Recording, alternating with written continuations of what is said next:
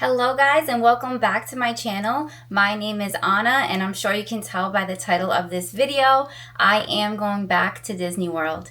I'm so excited. I can't even put it into words, honestly, especially because it hasn't been that long since our last trip. And so the fact that I get to go again is so exciting. So the last time we went was September into October, and now we are going the end of January into the beginning of February. So it's not that far away. As I'm filming this video, we're about 2 weeks away, which is insane. I can't believe how fast it's gone by. So in this video, I kind of just wanted to announce, yes, that I'm going back to Disney World, and also just give you like our itinerary, what we're doing every day, where we're staying, who I'm going with, and everything that we're doing. And I also want to give you a few tips on how I save money on my Disney trips. I do not do Disney the traditional way. I'm not a pass holder. I don't live in Orlando, so I do have to fly to get to Orlando. I can't even drive. So we do Disney a little bit different than the average person, at least from what I can see, or at least the average person that we watch on YouTube, I should say. So most people that are here on YouTube have an annual pass and they go every few months. That's just not the case for me and my family. I am a family of 5, so none of us have an annual pass. I do want one day. I'm not saying that that's something I wouldn't do. I do want one day, but right now it's just not in the books for me, and this is the way I'm able to still be in the magic, plan the trips, be excited to plan the trips. So I kind of want to share that with you guys because I know a lot of people may not have the funds or the time from work to be going every few months like we see other YouTubers do. And again, no shade to them. I wish I could do that, honestly, but I just can't. So what I'm going to do is I'm going to be looking down at my phone because I'm going to go through everything that we're doing. And then at the end of this video, I'm going to show you the difference between what I could have paid and what I did end up paying. So the first is, let me talk about who's going on this trip. So this is another reason that it's kind of exciting is because this trip is without kids. I know, right? Insane. We are leaving our kids behind. So typically we always bring them. I did leave them one other time. Me and my husband went, just the two of us, in I think it was 2023. And we loved it. I mean, yeah, do we look around and say, oh my God, we miss our kids? Of course. But it was really fun. And doing Disney without kids the adult way is actually so much fun.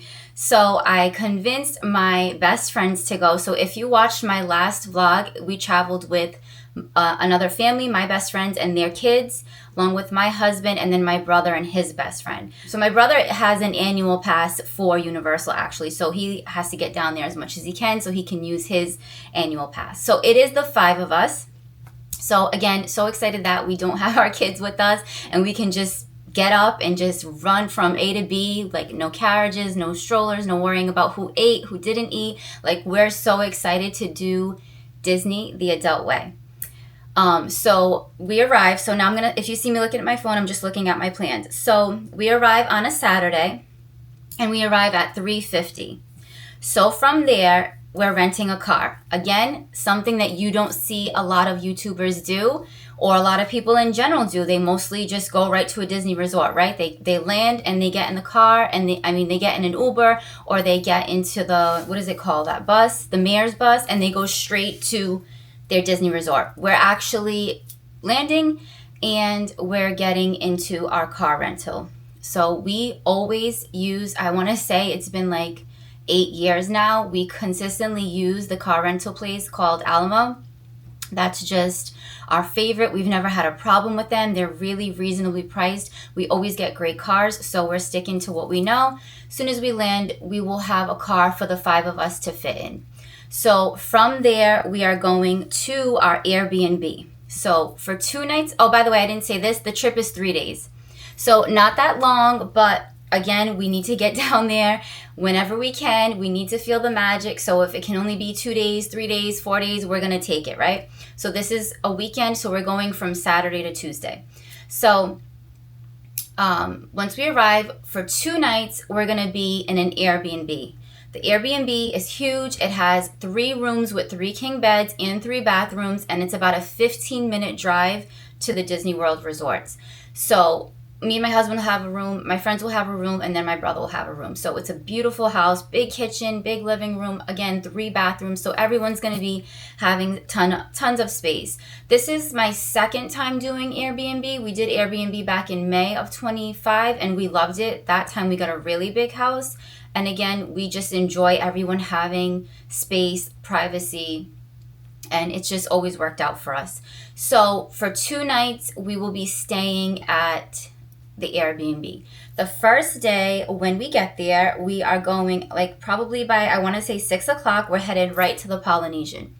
So we're going to drive to the Polynesian. We have a reservation at Walulu Bar for $8.20.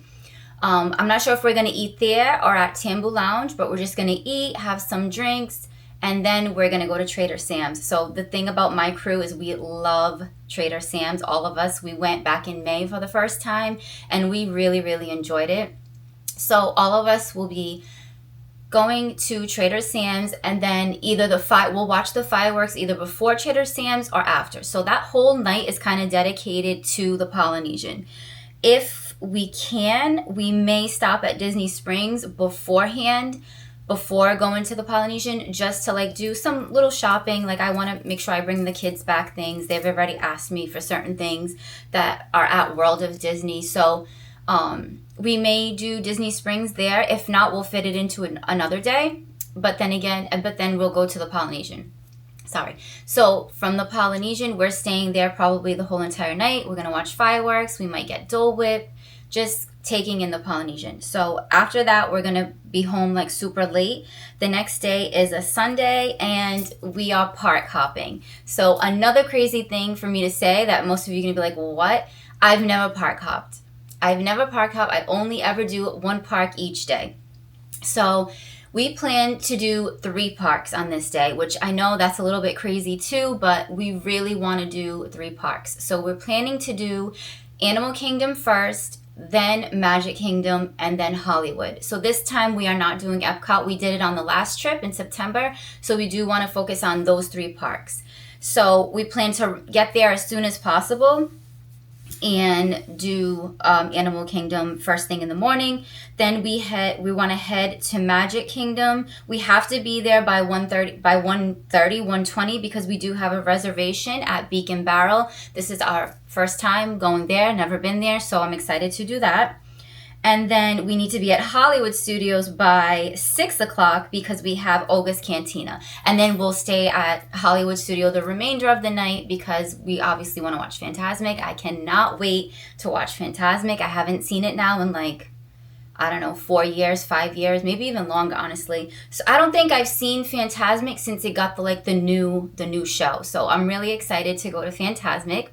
So we're doing park open to park close. So that whole day we're not going to be in our room, our Airbnb at all.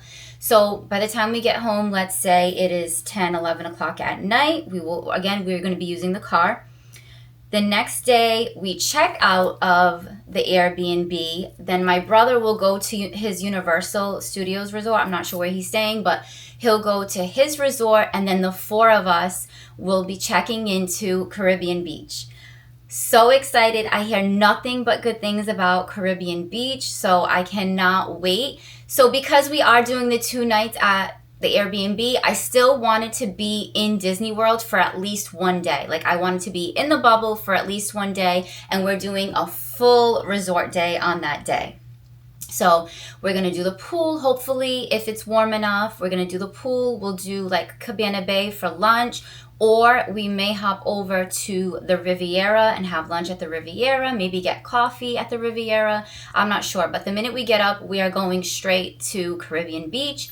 And then at night around, 7:45, we have a Topolino's reservation. So I picked 7:45 so that we could have a nice dinner. Oh, and my brother will come back to meet us at Caribbean Beach for dinner because he wants to go to that too. So at 7:45, we will all have dinner together. And then I'm thinking by the time we're kind of done eating, it should be firework time. And we will all go on the balcony that they have there and watch the Epcot fireworks. So that's just going to be a full day of the resort. The next day is the sad day because it is Tuesday and we actually have a 9 a.m. flight out. we had to be back in the morning because the way like my kids go to school and stuff, and my parents work. So I needed to get back on the Tuesday as early as possible so that I could still be home by the time my kids get out of school and I could go pick them up from school. So that's why we did do an early flight on that last day. Hadn't it been like that, I probably would have spent like either another day at the parks, or not the parks, but I would have done like a whole other day in Disney somehow. But because we have to go back for our kids, we're taking a 9 o'clock flight. So we really only have Saturday evening, all of Sunday, all of Monday, and we leave Tuesday. So it's 3 days of vacation. Some of you may be saying, like, that doesn't seem like it's enough time, but trust me, it is. Our last trip we did, September into October, we did 2 days. We were in Disney for 48 hours. Yes, did it go by in the blink of an eye? Of course. But we still made so many memories. We had so much fun. So this is where I kind of want to get into how I save money and how I'm able to go to Disney so often without having a pass and all that. At first, we thought about staying at Caribbean Beach all 3 days, right? Like, we'll stay all 3 days, like Saturday to Tuesday, and that will be it. We're not going to do an Airbnb. Had we done that, and we went through the Disney website and put our dates in and did the most standard room at Caribbean Beach and checked out, automatically, what does Disney do? They add they're going to say, oh, they're here for 3 days. Automatically, they add a 3-day park ticket, right? That total would have been $2,173 had we done that, okay? Now, what is the sense, first of all, of having 3 park tickets? Because that first day, you get there late. So you're not going to get into the park until 5 o'clock if you're lucky. Then you have the other 2 days where you would have to be in the park. So yeah, sure, it would be fun to do that, but it costs so much money. The way we're doing it is, yeah, we're still going to enjoy the parks on that Sunday when we're park hopping.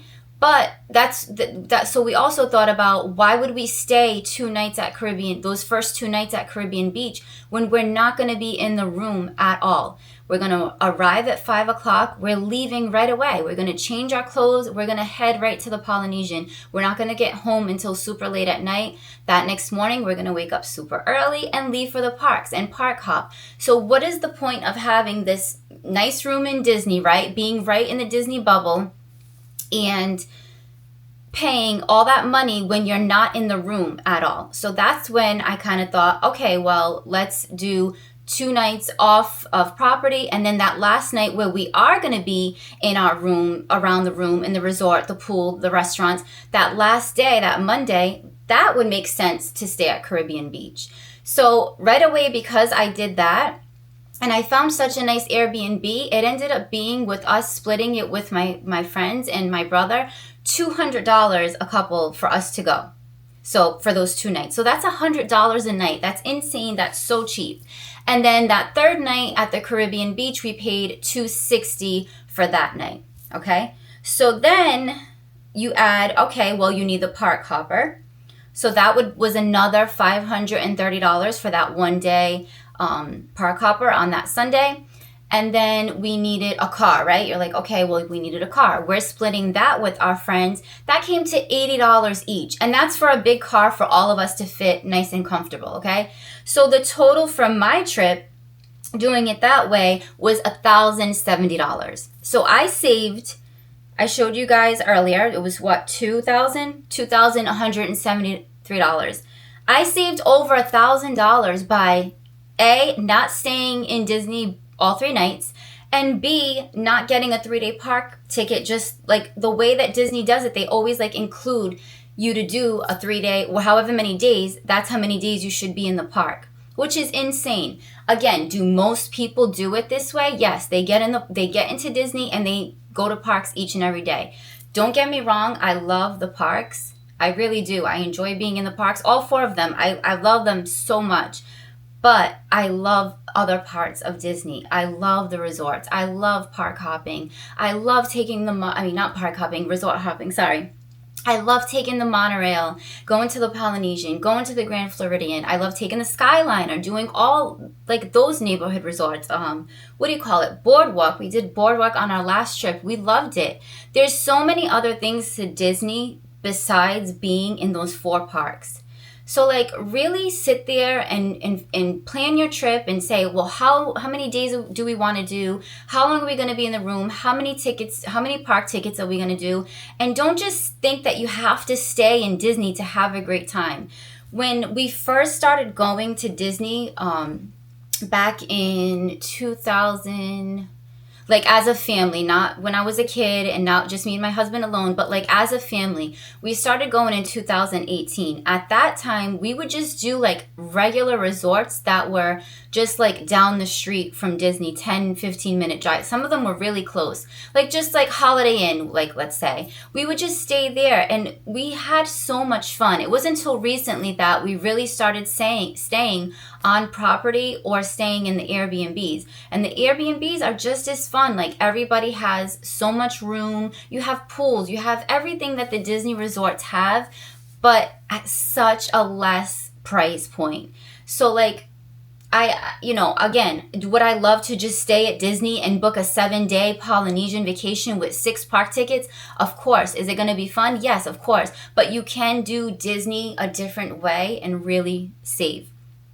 So I kind of just wanted to put that out there because I know a lot of you just go right to the site. And even with the sales, you get some pretty good sales for the rooms, but they're not going to be as cheap as staying off of property. So just do the numbers. Like we always do the numbers. I always, like the minute we know we're going to Disney and we pick dates and everybody agrees, I will sit there and do the numbers for like 2 to 3 weeks, sometimes a month, until we actually figure it out and we actually book.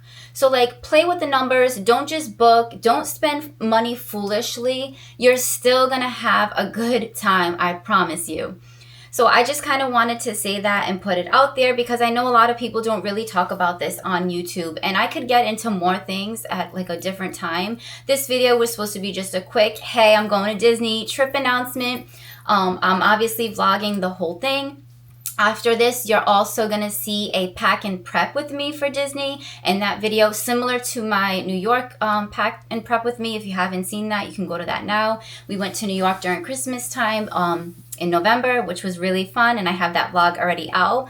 But I'm going to do that probably next week. Yeah, I'll be filming that next week because we are already 2 weeks out. Also, please, if you have been to Disney at the end of January, beginning of February, please comment below and let me know, like, how is the weather? Because I'm so confused. I don't know if I should wear shorts. I don't know if I should wear pants. I don't know if I should wear a sweater. I don't know if I should wear a t-shirt. Like, I'm so confused on how to dress because we usually go like in the summer months. We usually go in May. We've been in September. We've been in June. So obviously it's super warm at that. I have no idea how to dress for this trip. So if you could please leave down below, let me know, what did you pack for your winter Disney trip? I'd really appreciate it. So yeah, so in my next video, you'll see me packing and prepping for Disney. I may also take the camera and take you guys along for like me getting my hair done, my nails done, and just everything I do before a Disney trip. To me, the planning, the prepping is what is so exciting about going to Disney. Obviously being there is the best part too, but I love the preparation, like just being so excited. Like I cannot wait. So I am going to take you guys all along for prepping, and then we'll do a travel day vlog, and then that park hopping day, which is also going to be amazing. And then last will be the Caribbean beach vlog. So consider subscribing if you guys love to see Disney content. Again, this is an adult trip. It's just the 4 of us, me, my best friends, and then also my brother who's coming along for this trip. So it's going to be so exciting, so much fun. I cannot wait, and I will see you guys in the next one. Bye.